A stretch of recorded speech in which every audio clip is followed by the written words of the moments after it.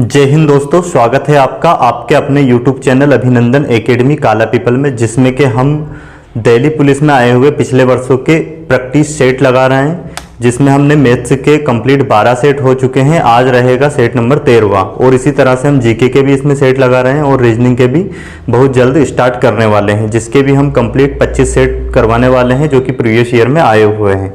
तो आइए देखते हैं हम आज के सेट का पहला क्वेश्चन।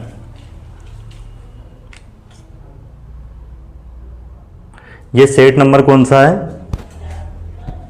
14वां। देखते हैं इसका क्या है पहला क्वेश्चन।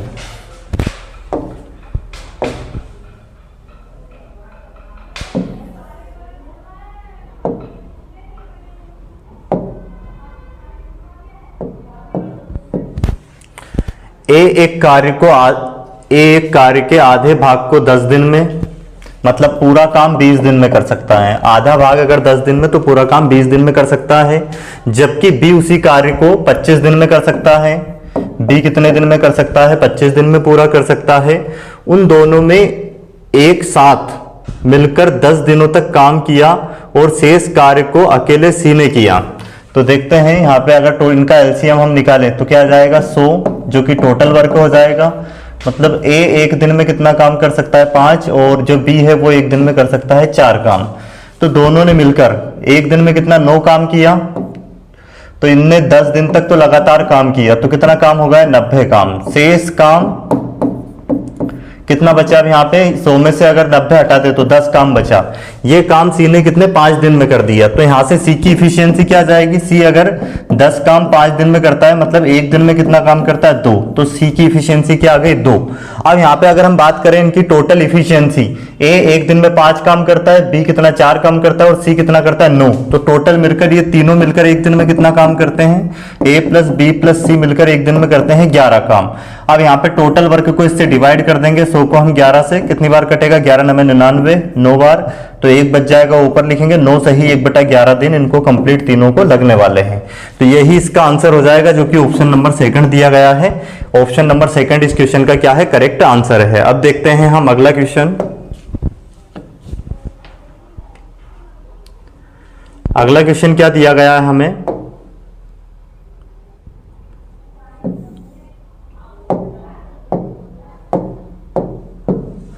दो वस्तुओं को 780 रुपए में बेचने पर एक व्यक्ति 4 वस्तुओं के क्रय मूल्य के बराबर लाभ अर्जित करता है, तो लाभ प्रतिशत ज्ञात करें।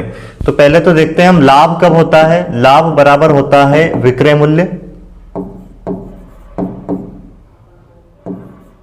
विक्रय मूल्य माइनस क्रय मूल्य।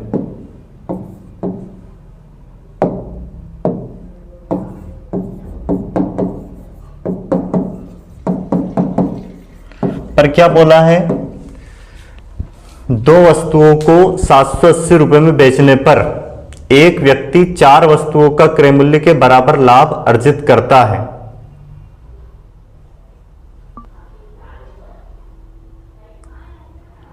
जो क्रय मूल्य है 4 वस्तुओं के क्रय मूल्य के बराबर लाभ अर्जित करता है, मतलब यहां पर रख देंगे 4 वस्तुओं का क्रय मूल्य।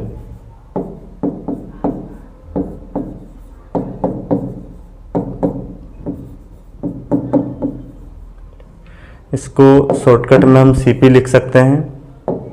जो लाभ होता है वो 4 के सीपी के बराबर होता है। कॉस्ट प्राइस बराबर 2 वस्तुओं का एसपी माइनस क्रय मूल्य भी क्या करना पड़ेगा? 2 वस्तुओं का क्रय मूल्य सीपी। तो ये सीपी इधर आके क्या हो जाएगा?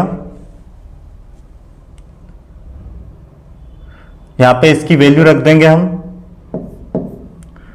4CP और प्लस का 2CP, तो बराबर कितना आ जाएगा? यहाँ पे 2SP कितना दिया था? विक्रय मूल्य 780 रुपए।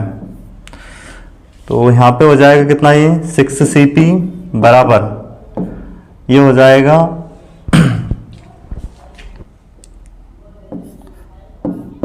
780। 2 के गुने में है 780। इसको काट देंगे हम 6 से। 6 कम 6, 6 × 18। तो अब यहाँ पे कितना होगा? 130। तो सीपी बराबर कितना हो जाएगा? 2 वस्तुओं का सीपी 200 260 सीपी हो गया और एसपी कितना था 780। तो यहां पे हम देख लेंगे प्रॉफिट कितने रुपए का हो रहा है। अब 780 में से हम क्या कर देंगे, 260 को घटा देंगे, कितना बचेगा 0। 8 में से 6 गए 2, 7 में से 2 गए, कितने बचेंगे 5। 520 रुपए प्रॉफिट हो गए। अब इसको प्रॉफिट परसेंट हमें निकालना है, तो प्रॉफिट को ऊपर रखेंगे। 520 बटे में कितना, सीपी कितना है 260 इंटू में 100, तो 1 0 से 1 0 ये कैंसिल, और ये क्या हो जाएगा 26 दूनी 52। तो 200% का क्या हो जाएगा, प्रॉफिट हो जाएगा, जो कि ऑप्शन नंबर फर्स्ट ही दिया गया है। यही इस क्वेश्चन का क्या है, करेक्ट आंसर है। अब देखते हैं हम अगला क्वेश्चन क्या दिया गया है हमें। बिल्कुल आसान क्वेश्चन है, कोई भी कर सकता है इस क्वेश्चन को भी। तो पहले आपको प्रत्येक क्वेश्चन को खुद से सॉल्व करना है और आंसर को कमेंट्स में लिखना है। अपना आकलन जरूर करना है कि 15 क्वेश्चन में से अपने कितने सही हो रहे हैं और कितने गलत हो रहे हैं। एक पंखे का अंकित मूल्य, मतलब मार्केट प्राइस जो है एमपी कितना दिया है एक पंखे का 1680 रुपए, और कितने रुपए में बेचा जाता है, एसपी दिया है इसका कितना 1596 रुपए।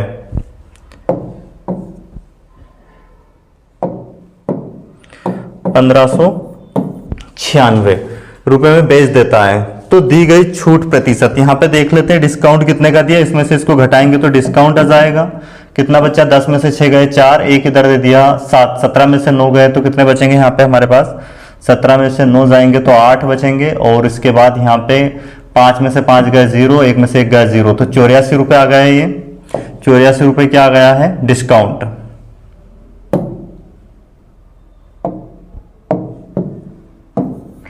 तो डिस्काउंट परसेंट बताना है, जो डिस्काउंट दिया गया उसको ऊपर, बटे में क्या रखेंगे, इसका अंकित मूल्य 1680 इंटू में 100, ये कट जाएगा यहाँ पे, इससे 2 बार में कटेगा और 2 से ये कट जाएगा 5, तो 5% का डिस्काउंट आ गया, जो कि ऑप्शन नंबर फर्स्ट दिया गया है। यही इसका करेक्ट आंसर है।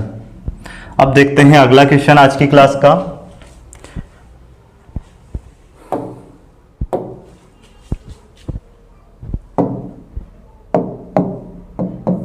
क्या दिया गया है, 8 मीटर लंबी, मीटर को सेंटीमीटर में चेंज कर देंगे तो 800 सेंटीमीटर हो जाएगा। फिर क्या है 6 मीटर, मतलब 600 सेंटीमीटर हो जाएगा। और फिर क्या दिया गया है 22.5 सेंटीमीटर की दीवार बनाने के लिए, मतलब इस माप की दीवार बनाने के लिए हमें कितनी ईंट की जरूरत लगेगी, 32 सेंटीमीटर, 11.25 सेंटीमीटर और 6 सेंटीमीटर की माप वाली कितनी ईंट की आवश्यकता लगेगी। तो ये जो टोटल आयतन है दीवार का, उसको एक ईंट के आयतन से भाग दे देंगे तो कुल ईंटों की संख्या आ जाएगी। तो क्या हो जाएगा 11.25 मल्टीप्लाई 6, 32 भी है इधर,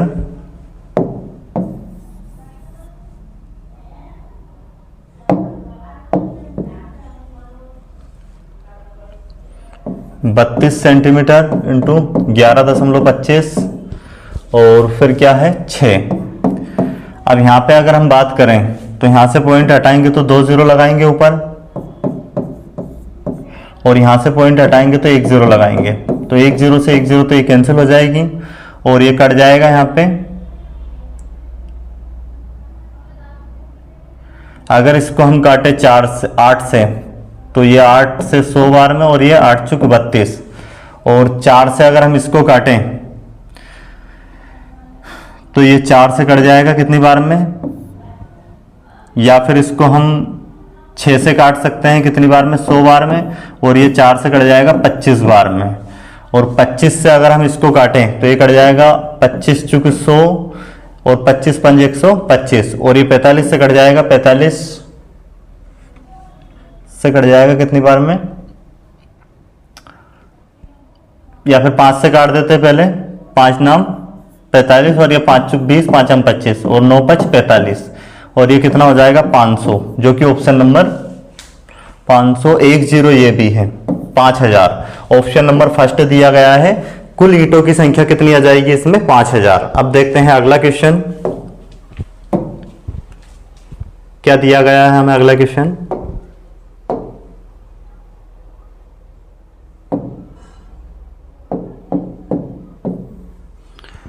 उस धनराशि के लिए ब्याज दर ज्ञात कीजिए जो 3 वर्ष में स्वयं की, मतलब प्रिंसिपल था, प्रिंसिपल से कितनी हो गई अमाउंट स्वयं की कितनी हो गई 1.728 हो गई।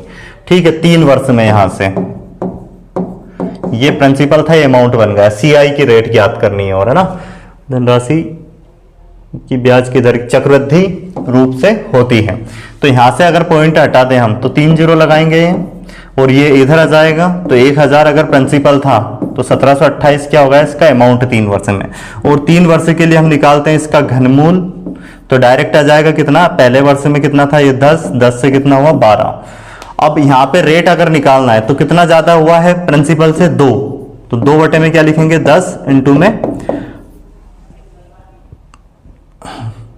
कुछ मिस्टेक कर रहे हैं, कितना मिल रहा है ब्याज यहाँ पे 2 1 वर्ष में, तो 2 ऊपर रखेंगे, बटे में क्या लगाएंगे 10 इंटू में 100, 2 पंज 10 और ये 5 दून 10, तो रेट कितनी आ जाएगी 20%। मतलब 20% की दर से कोई धन 3 वर्ष में अपने आप का इतना गुना हो जाएगा। तो ऑप्शन नंबर 4 इसका करेक्ट आंसर है 20%। अब देखते हैं अगला क्वेश्चन।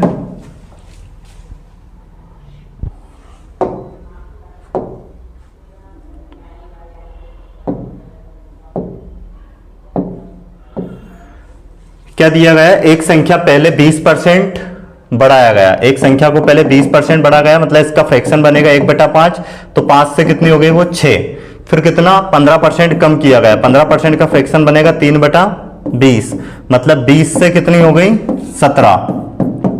अब यहां पे देखें तो ये 2 से कटेगा 3 बार में, ये कटेगा 10 बार में, ये हो गया 50 और ये कितना हो गया 17 51। तो कितने की वृद्धि हुई यहाँ पे 1 की, कितने पे 50 पे। वैसे 1 की वैल्यू हमें दी थी, 1 की वैल्यू कितनी थी, कितने यहाँ पे मूल क्या बोला गया है, एक संख्या को पहले 20% बढ़ाया जाता है तथा फिर 15% कम किया जाता है। इस प्रकार प्राप्त संख्या मूल संख्या से 64 अधिक है। देखो यहाँ पे ये संख्या थी और ये बाद में प्राप्त संख्या, ऐसा करने से, बढ़ाने और घटाने से, पहले 20% बढ़ाया गया फिर 15% घटाया गया, तो जो बाद में संख्या प्राप्त हुई वो मूल संख्या से कितनी 64 अधिक है। पर यहाँ पे यूनिट में जो हम मान के चले उसमें कितना अधिक है 1, तो 1 की वैल्यू कितनी है 64, कितना गुना है ये 64 गुना, तो 64 का गुना यहाँ पे कर देंगे हम तो मूल संख्या आ जाएगी 0 एज इट इज, 5 चुक 20 की 0 हासिल 2, 5 छक 30 2 32, तो 3200 इसका करेक्ट आंसर हो जाएगा। अब देखते हैं अगला क्वेश्चन।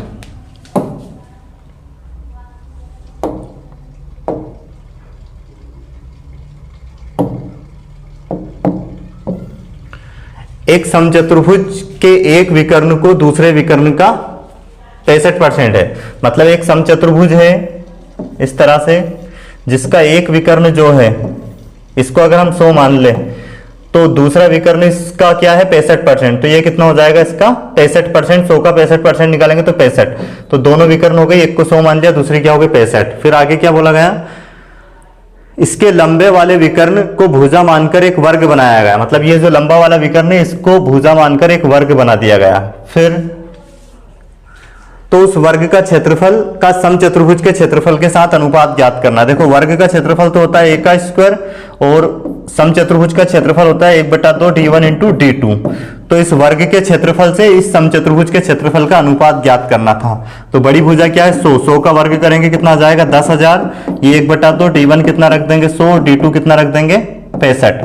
इसको सोल्व कर देंगे 2 5 10, ये कितना आ गया 10,000 और यहाँ पे इसका गुना करेंगे 0 एज इट इज, 5 5 25 का 5 हासिल 2, 5 छक 30 2 32, ये कैंसिल हो जाएगा। अब यहाँ पे 0 से 0, ये कट जाएगा 25 से 25 चुक 100 और ये 25 से कटेगा 25 से कम 25 और 25 × 75, 40:13 इसका करेक्ट आंसर होगा, जो कि ऑप्शन नंबर 3 दिया गया है।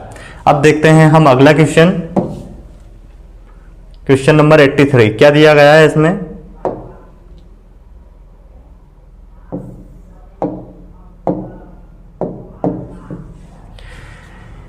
एक वर्ष पूर्व, कब 1 वर्ष पूर्व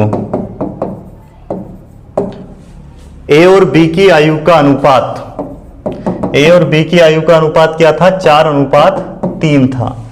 अब से 3 वर्ष बाद, मतलब वर्तमान से 3 वर्ष बाद अनुपात कितना हो रहा है 6:5 होगा। तो अब से 8 वर्ष के बाद बी और ए की आयु का अनुपात क्या कितना होगा। तो यहां पे अगर हम डिफरेंस देखें तो 2 2 का अंतर आ रहा है, और यहां से यहां तक का अगर अंतर देखें तो 4 का हो गया। 2 की वैल्यू कितनी है 4, तो 4 का गुना यहां पे करेंगे हम, सॉरी ये 4 था है ना, तो 2 गुना है, 2 दूनी 4, तो यहां पे हम 2 का गुना करेंगे 8, और यहां पे भी 2 का गुना करेंगे, कितना हो जाएगा 6। ये 1 वर्ष पूर्व की उम्र थी 1 की, तो वर्तमान में इसमें 8 में 1 प्लस करना पड़ेगा, 9 का हो जाएगा, और ये वर्तमान में कितने का हो जाएगा 7 का।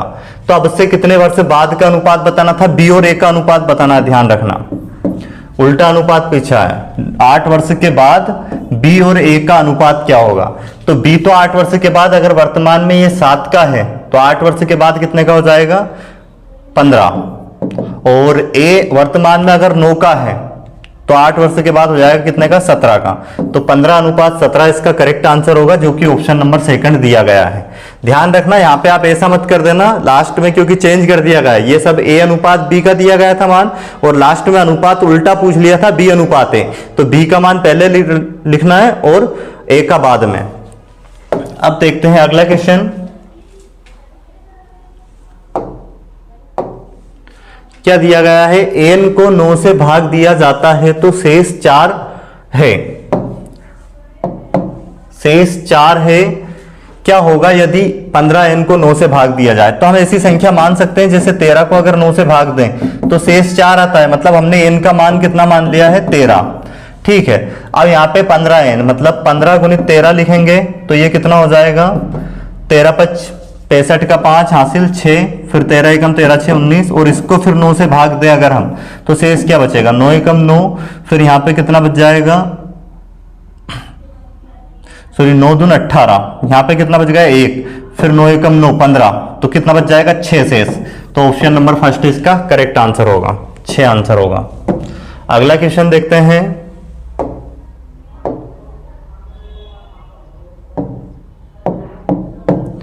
क्या दिया गया है 4a² b² c² 6a² b का क्यूब और c, और फिर 8a का क्यूब b c का स्क्वायर।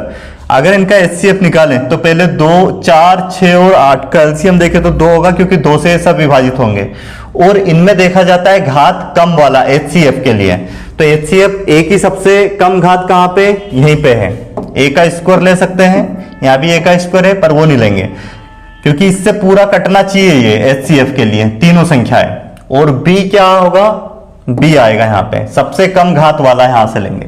c भी सबसे कम घात वाला कहां पे, यहाँ पे, हर जगह कॉमन होना चाहिए, और वो तो इसका आंसर क्या हो जाएगा 2a² bc, जो कि ऑप्शन नंबर 2 दिया गया है, यही इसका करेक्ट आंसर है। अगला क्वेश्चन देखते हैं हम,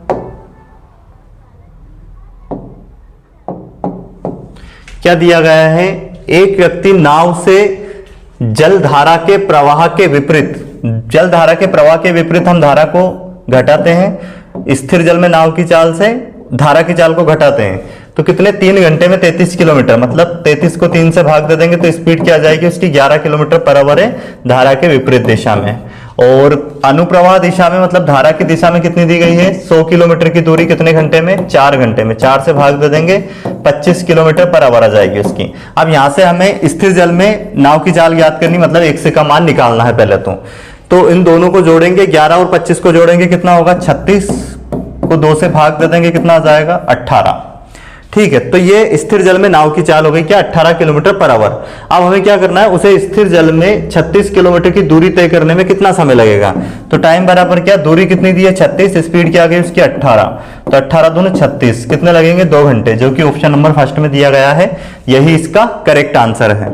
अब देखते हैं हम अगला क्वेश्चन आज की क्लास का, क्वेश्चन नंबर 87, क्या दिया गया है 35 को 10 से भाग देना है,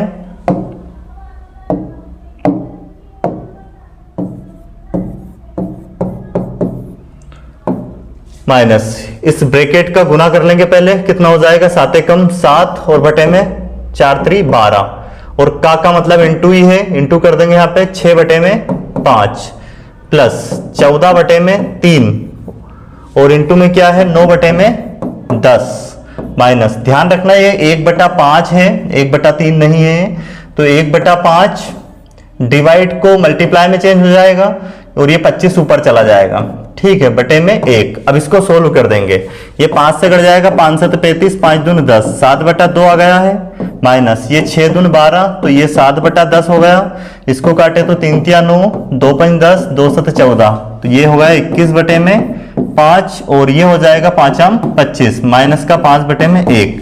अब यहाँ पे अगर एलसीएम ले तो 10 एलसीएम आ जाएगा, 2 से कटेगा 5 बार में, 5 7 35, ये कटेगा 10 से एक बार में, 7 आ जाएगा, ये 2 बार में कटेगा, 21 दून 42, और ये 10 बार में कटेगा, क्या हो जाएगा माइनस का 50। इसको अगर हम सोल्व करें तो देखो यहाँ पे ये क्या हो गया माइनस का 57, और इनको जोड़ दें हम तो 7 प्लस प्लस वाले को 4 3 7, 77 में से कितना घटाना पड़ेगा 57, बटे में कितना है 10, तो ये बचेगा कितना यहाँ पे ऊपर से 20 बचेगा, और बटे में क्या है 10, 10 से इसको भाग दे देंगे, 10 दून 20, तो इसका आंसर हो जाएगा करेक्ट क्या 2। ये 5 रखने पे ही आंसर आएगा, 3 मत रखना, वो कटेगा नहीं। अब देखते हैं हम अगला सवाल आज की क्लास का।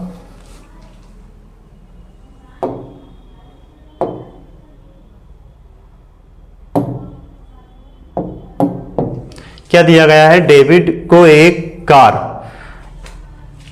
1,95,000 रुपए में बेचने पर 30% का लाभ प्राप्त होता है। यदि वहां इसे 40% के लाभ पर बेचने का इच्छुक हो तो कार का विक्रय मूल्य क्या है। तो इसके लिए डायरेक्ट हम क्या करेंगे, जो इसका विक्रय मूल्य है कितना 1,95,000, ये कितने पर है 30% का लाभ प्राप्त होता है, तो 130 बटे में रखेंगे। अब वो चाहता कितना परसेंट का लाभ है 40% का, इसको ऊपर रखेंगे 140, ये कट जाएगा 0 से 0, और ये 13 से कट जाएगा, 13 एकम 13, यहाँ बचेंगे 6, 13 5 65। अब ये मल्टीप्लाई कर देंगे इनका, 2 0 एज इट इज,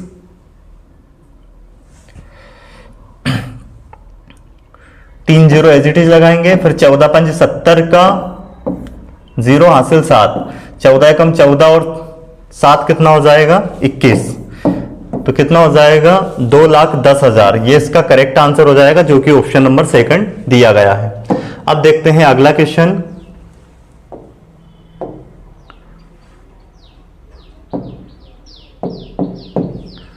क्या दिया गया है, पी क्यू तथा आर का औसत कितना दिया है। अगर औसत इनका 59 है तो योग कितना होगा 59 इंटू में 3 का गुना कर देंगे, योग आ जाएगा 3 नाम 27 का 7 हासिल 2, 3 5 15 और 2 कितना हो जाएगा 17, 177। और P प्लस Q बराबर इनका औसत कितना दिया है 55, तो योग कितना हो जाएगा इसका डबल कर देंगे 110। वैसे ही Q तथा R इन दोनों का कितना आ जाएगा 58, अगर औसत है तो 2 का गुना कर देंगे, योग आ जाएगा 116। अब यहां से अगर हम R का मान निकाल दे पहले तो 110 यहां पे रख देंगे, 110 प्लस R बराबर कितना 177, तो ये उधर जाके माइनस होगा, तो R का मान कितना आ जाएगा 110, अगर इसमें से घटाते हैं तो 67 बचेगा। ठीक है, अब इसके बाद हमें क्या Q का मान ज्ञात करना है, तो R का मान इसमें रख देंगे तो Q का मान आ जाएगा, तो Q प्लस R का मान रख देंगे 67 बराबर 116, ये उधर जाके माइनस होगा, तो 16 में से 7 जाएंगे 9 बचेंगे, फिर 10 में से 6 जाएंगे कितने बचेंगे 4, तो 49 इसका करेक्ट आंसर होगा, जो कि ऑप्शन नंबर 3 है। अब देखते हैं हम आज की क्लास का लास्ट क्वेश्चन।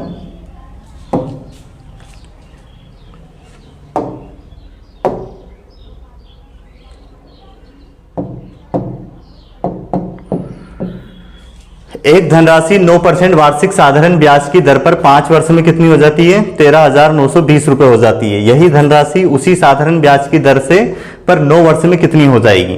तो अगर हम इस दर का और समय का गुना कर दें तो कितना हो जाएगा 9 5 45%, और इसको फ्रैक्शन में बदलेंगे तो बटे में 100, 5 नाम 45 और ये 5 दून 10 20, मतलब ये प्रिंसिपल होता है, ये ऐसा ही होगा अब इतने वर्ष का 5 वर्ष का, और अमाउंट हो जाएगा 29। हमें अमाउंट दिया है ये कितना 113,920। अब इसको काटेंगे हम, कितनी बार कटेगा ये इससे, अगर इससे हम डिवाइड करें इसको तो लगभग 4, 29 में अगर हम 4 का गुना करते हैं 9 चुक 36 का 6 हासिल कितना आ जाएगा 3, 4 दून 8 और 3 कितना हो जाएगा 11। तो कितनी बार में कटाइए 4। अब इसके बाद अगर हम देखते हैं यहां से हटा दे कितना, अगर हम 39 में से ये तो 39, 14, 14 और 9 23, 23 कितने बचे अभी ये 23, और तो ये बच गए यहाँ पे, और 2 ये 232। तो अगर इसको हम देखें तो कितनी बार में कटेगा ये 8 बार में। 8 का गुना अगर करें हम 9 8 72 का, 2 हासिल 7, फिर कितना हो जाएगा 8 दूनी 16 और 7 23। तो ये हो जाएगा कितनी 8 बार में 48 और 1 0 ही है, मतलब ये 480 गुना है इसका। अगर इसको हम देखें तो 480 गुना है। अब हमें क्या बताना था, इसी धनराशि का कितने, ये 480 का गुना यहाँ पे कर लेंगे तो प्रिंसिपल आ जाएगा। तो कितना हो जाएगा 2 0 एज इट इज, 8 दूनी 16, 48 दूनी 96, 9600 इसका प्रिंसिपल हो गया। अब इसी धनराशि का हमें कितने वर्ष का अमाउंट बताना था, 9 वर्ष का। ये जो धनराशि इसी का 9 वर्ष का अमाउंट इसी रेट से, तो 81% हो जाएगा, और 81% को फ्रैक्शन में बदलेंगे 100, तो अमाउंट कितना हो जाएगा 181, और इसकी वैल्यू हमें दी है 9600। कितना गुना है अब ये 96, 96 गुना है। 96 का गुना यहाँ पे कर देंगे तो क्या आ जाएगा हमारे पास, ये अमाउंट आ जाएगा 181 इंटू में 96। तो पहले गुना करेंगे 9 6 का, 6 कम 6, 6 8 48 का कितना हो जाएगा 8 हासिल 4, 6 कम 6 4 10। अब गुना कर देंगे इसमें 9 का, 9 एकम 9, फिर 9 72 का 2 हासिल 7, फिर 9 एकम 9 7 कितना हो जाएगा 16, 6 और ये कितना हो जाएगा 17 का 7, फिर हासिल 1 3, और ये 7 1 17,376, जो कि ऑप्शन नंबर फर्स्ट दिया गया है। 17,376 हो जाएगा 9 वर्ष में उसका अमाउंट। 5 वर्ष में कितना हो रहा था अमाउंट 13,920, और उसी धन का मतलब जो प्रिंसिपल होगा उसी प्रिंसिपल का 9 वर्ष में उसी रेट से जो अमाउंट होगा वो कितना हो जाएगा 17,376 रुपए हो जाएंगे। तो ये आज की क्लास में हमने इसके कंप्लीट 15 क्वेश्चन किए हैं। ये था सेट नंबर 14। ठीक है, अब हम नेक्स्ट सेशन में अगला सेट लेंगे। इसी तरह से इस चैनल पर हम कंप्लीट दिल्ली पुलिस में प्रीवियस ईयर में आए हुए सब मैथ्स के अभी तक जितने भी मतलब पेपर हुए उसके मैथ्स के सारे क्वेश्चन, और उसके बाद जीके के भी, रीजनिंग के भी और कंप्यूटर के भी सारे क्वेश्चन इस चैनल पे करवाने वाले हैं। इसलिए चैनल को सब्सक्राइब जरूर करें ताकि प्रत्येक वीडियो आपके पास आ जाए। वीडियो को अंत तक देखने के लिए धन्यवाद।